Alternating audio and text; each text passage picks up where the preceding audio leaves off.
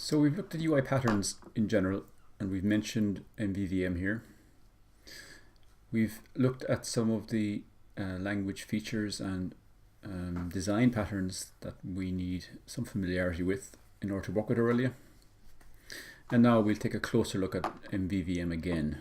Particularly we're touring much of what you did last week, in fact, and see if we can make some sense of it in this context. So let's go into it. We've discussed the general motivation here, some sort of model that is maintaining state for the application. This model could be retrieving or managing state remotely. That is, the state could be held in a server somewhere. And this could be the representative of that state in our client. The view model is the JavaScript class we're using to manage a given view. And the view then is our template. It's the HTML, and there's a binding that's taking place between the view model and the view. Let's take some tour of some of the examples of this.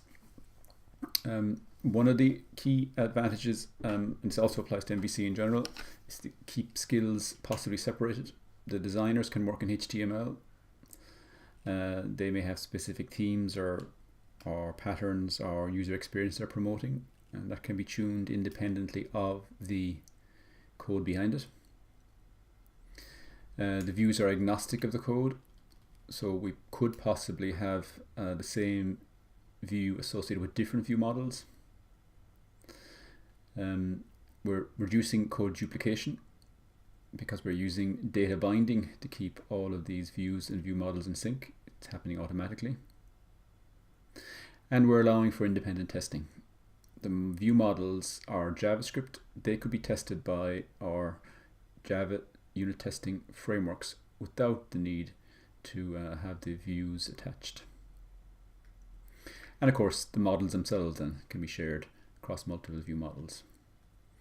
So these are benefits that come from the separation of concerns principle we've discussed already. Principles, if the concerns are separated, they open up a lot of room for more efficient development. Let's take a look at a view model then in action.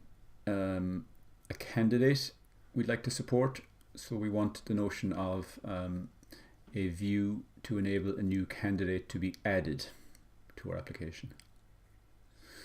In Aurelia, a view is a template. So we use the template opening and closing tag, and then we're laying out a standard. We're using semantic UI form. And you will have seen from last week how we're using these triggers here to inform our view model that the add button has been pressed. And also notice we're using these bind statements. Value.bind, again, these are Aurelia artifacts indicating that we're binding those input fields to the named properties. Those properties will be in the view model. And this is the view model, and we see those properties resurface here immediately. First name, last name, and office. And we also notice that we have the add candidate method, which was also referenced in the view we just looked at. Looking at it here and here. Now also notice we have our annotation and we have dependency injection taking place here. That is, we're saying, I want to use the donation service, please. So inject it for me. What is the donation service? Well, it's a class that I want to import from here. And when it's injected, how do I keep a hold of it? Well, here I store the donation service as a field in the object. Not using it yet, or at least not in this example, but we can see how we're preparing for that. Okay, this is our model then, and it's our donation service class. It's not associated with a view, it's just a model object. and it contains all the information retained in the client about our application, including the donations themselves, the methods of donation, PayPal, Visa card, whatever, and the list of candidates. It's also using dependency injection to load up some test data. And we're implementing the donate and add candidate methods, which will be storing the donations for us and also adding new candidates to our model. Ultimately, we'd like this class to be interacting across the net to the donation API you have already built, but we'll keep it independent and a simple standalone class here for the moment. Let's bear in mind the pattern again. The view now is our template, candidate.html. That is, it's this part of the design. Our view model is the candidate.js file we just looked at. That is the one that's bound to the view. And we've just had a look at our donation service model class. We have a look at that again now shortly. So the view top left is HTML. It contains these very specific Aurelia notations for binding and triggering events to the view model.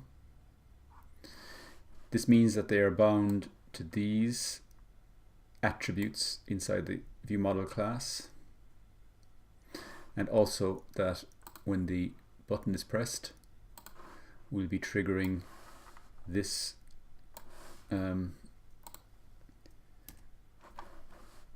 method when that button is pressed in the view.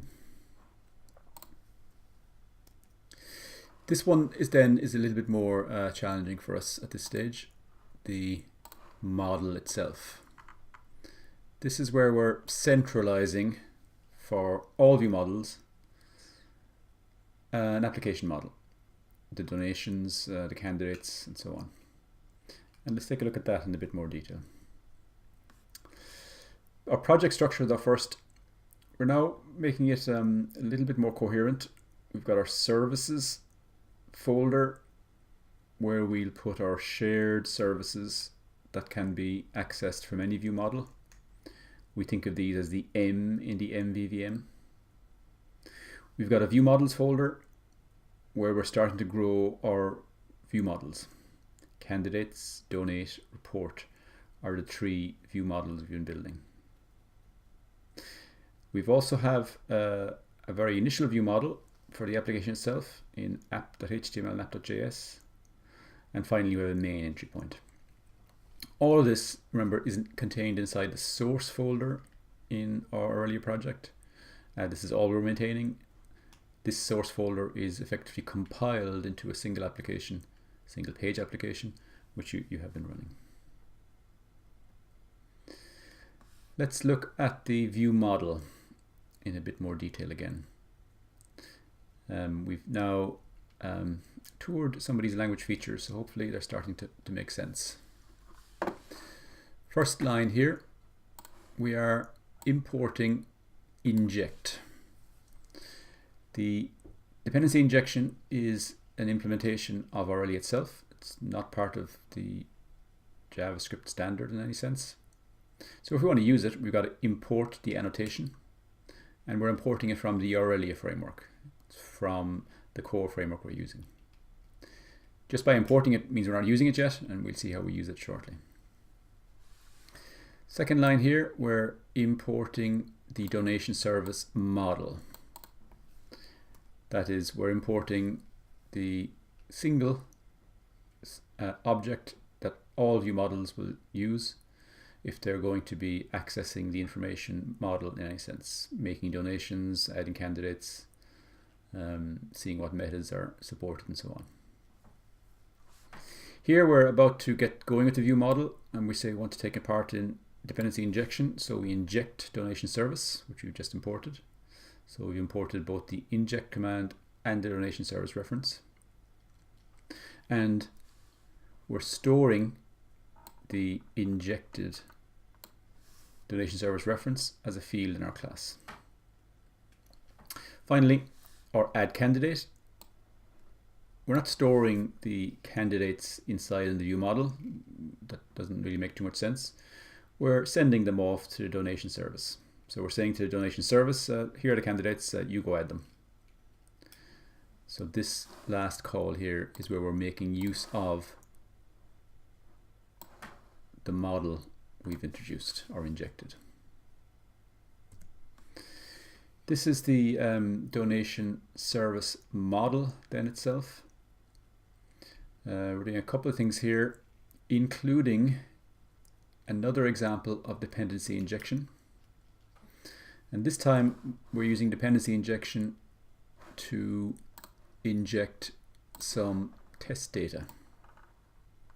So we're injecting fixtures, having imported it just in the line above. Now fixtures is over here. It's just a class that's exporting some test data for us.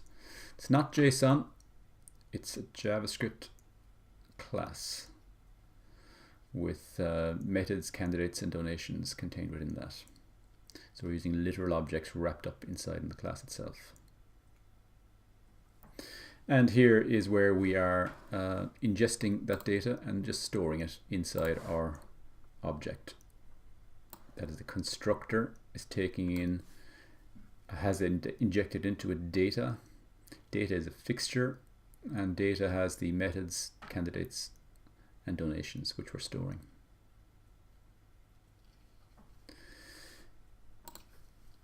This is then the donate method. Again, this is running in the client only now, remember. We call this method if we want to make a donation. And what do? Well, we create a donation object and we add it to our existing donations. That is, we just call a simple push here. Saving the donation. It'll be added on to the existing test donations. If add candidate is selected, then we can see it here. We are going to be adding a candidate to our candidates array. First of all, creating a candidate object and then just pushing it. Here's another view model, the report view model. The purpose of this is to show a little table of donations as they're arriving. You'll have seen that in action. We have the bound set of donations here, and these are accessed by this time a loop in our template, which is iterating through an array of donations. And we're also using the donation service itself. We've got the constructor, which is here, and it is storing the injected donations into the view model object itself. This is interesting, and just bear this in mind. We're now binding the donations array in report. It's going to be the array that's located in the donation service. So as that donation service is updated, our table is dynamically updated in the view. I think you've seen that in action already.